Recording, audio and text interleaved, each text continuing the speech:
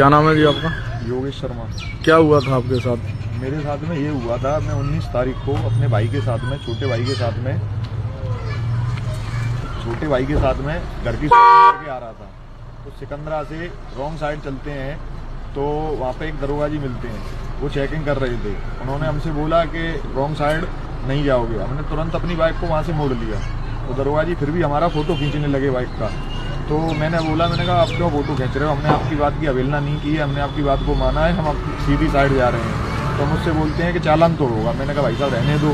तो तुरंत की तुरंत उन्होंने मेरी बाइक का लॉक लगाया वहीं की वहीं, और मुझसे बदतमीजी करने लगे, वहाँ पे मारपीट करने लगे। फिर मुझसे बोलते हैं तेरी गाड़ी को सीज करूँगा, तुझको जेल भेजूंगा। मैंने कहा भाई साहब मैं नहीं, मेरा क्या गुनाह है जो मुझे जेल भेजोगे आप? तो बोलता मैं ऐसे ही जेल भेजूंगा। वहाँ पे 5-6 पुलिस वाले आते हैं, वो हमको जबरदस्ती ऑटो में बिठाते हैं। ऑटो में बिठाते टाइम मेरा सिर उसमें ऑटो के उसमें मारा उन्होंने, तो मेरे सिर में काफ़ी चोट आई है। और जबकि मेरा कोई अपराध नहीं था, और मेरी गाड़ी को सीज कर दिया है। और सीज भी ऐसा किया है कि गाड़ी किसी और का एक्टिवा दिखा करके गाड़ी का मेरा नंबर डाल दिया गया है उसमें, और बिल्कुल फर्जी, निहायत ही फर्जी तरीके से। और अंदर थाने में भी ले जा करके मेरे भाई पंडिताई करता है, उसकी भी बेइज्जती की गई है वहाँ पे कि तू मंत्र पढ़ेगा, तू मंत्र बताएगा, ये करेगा वो करेगा। बहुत बुरी तरह से बेइज्जती की है, और वहाँ पर भी हमसे मारपीट की है।